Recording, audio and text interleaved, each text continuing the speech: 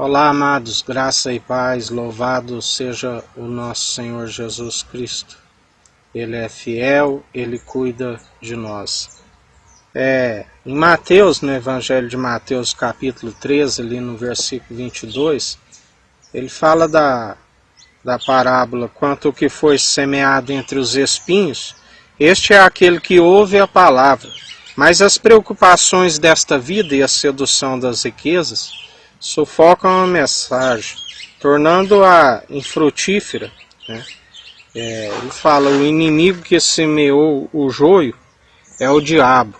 A colheita é o final desta era, e os ceifeiros são os anjos. Ele fala ainda que da mesma maneira que o joio é colhido e jogado ao fogo, assim será no fim desta era. Ele diz também que é muito difícil um rico entrar no reino dos céus, porque vem as seduções, as preocupações da vida diária, sedução das riquezas, as ambições, isso tudo, a ganância excessiva do qual ele condenava ali os fariseus, e eles zombavam dele, porque eles eram avarentos, eram invejosos, invejava do ministério de Jesus, havia neles avareza, arrogância, orgulho, como ele dizia, se vosso orgulho não é bom, E ali naquele sacrifício, naquela cruz, ele despojou todo principado, potestade, os governantes. Os governantes não entenderam, porque senão não havia o sacrificado. Na verdade, era para que não entendesse, para que se cumprisse as Escrituras. Mas nem depois eles compreenderam. 1 Coríntios 2,8 diz, nenhum dos governantes desta era compreendeu essa sabedoria, pois se a tivessem entendido, não teriam crucificado o Senhor da glória. Por isso que ele fala, o Deus desta era perverso cegou o entendimento dos descrentes, a fim de que não vejam a luz do Evangelho da glória de Cristo, que é a imagem de Deus. E 1 Coríntios 3,18 diz, ninguém se iluda se qualquer pessoa entre vós se considera sábia de acordo com os padrões deste nosso tempo.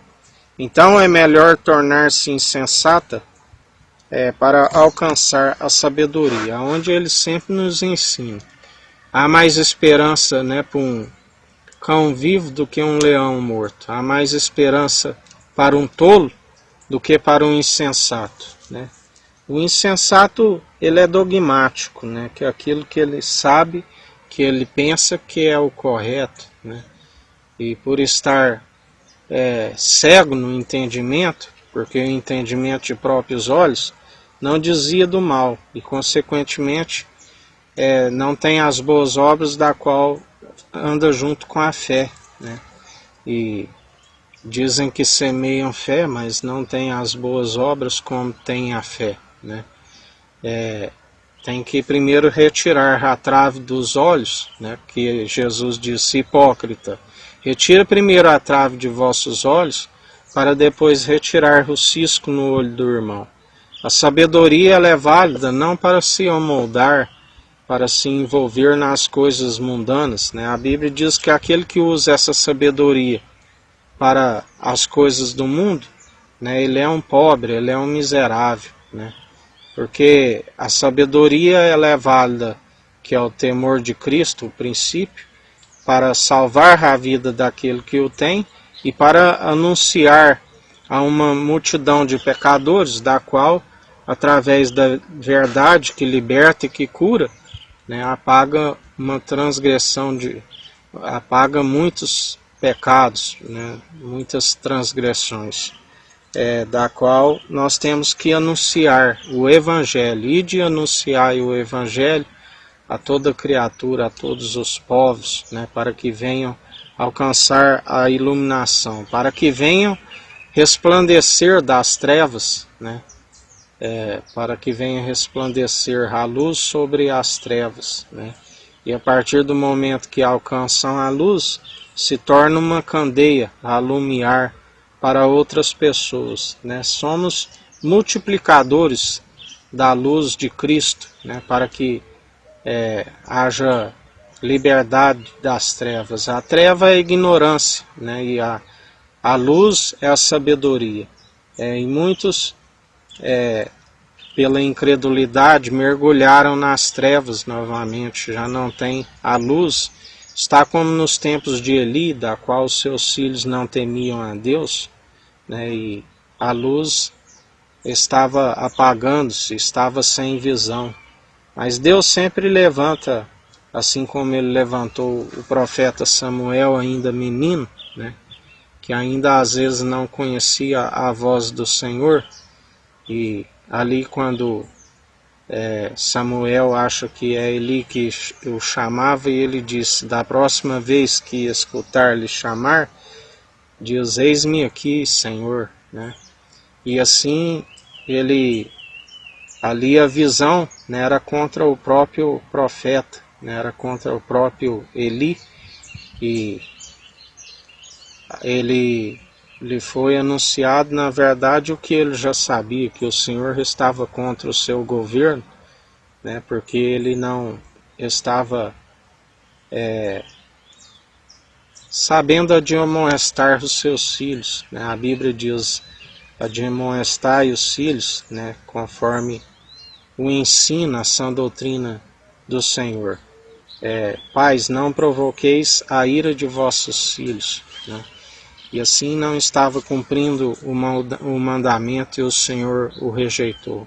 Assim como o Senhor tem rejeitado a muitos, porque o Senhor se opõe aos arrogantes e concede graça aos humildes. Jesus disse: aprendei de mim, que sou manso e humilde de coração. Todo aquele que persevera no seu ensino, né, ele conserva na humildade, que é a dependência, né? Ele persevera na dependência do Senhor. E assim nós perseveramos dia após dia, dependentes do Senhor, porque somente através dele é que nós somos vencedores em Cristo. Ele disse: tem de bom ânimo, eu venci, vós também vencerás, porque ele disse: enviarei a vós outro advogado, e ele tudo vos ensinará. Ele vos ensinará, colocarei a palavra em vossas bocas. Não fiqueis ansiosos no que haveis de falar, pois ele coloca a palavra em nossa boca.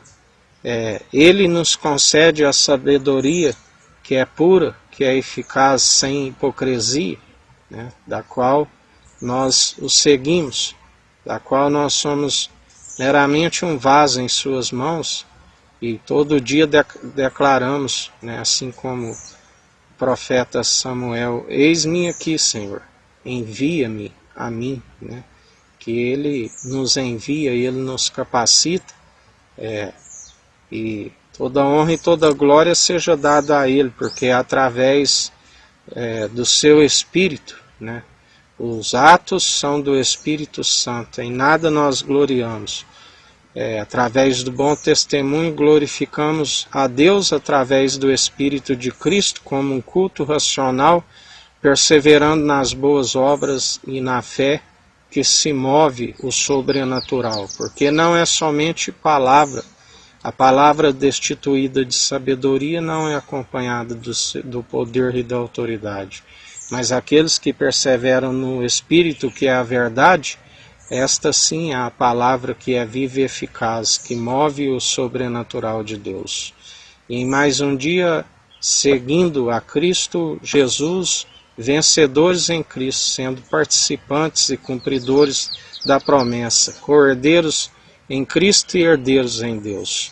Que o Eterno nos abençoe e nos guarde, brilhe o Eterno sua face sobre nós, erga o Eterno sua face sobre nós e nos dirija. Aqui é o irmão Fábio Gomes. Deus te abençoe.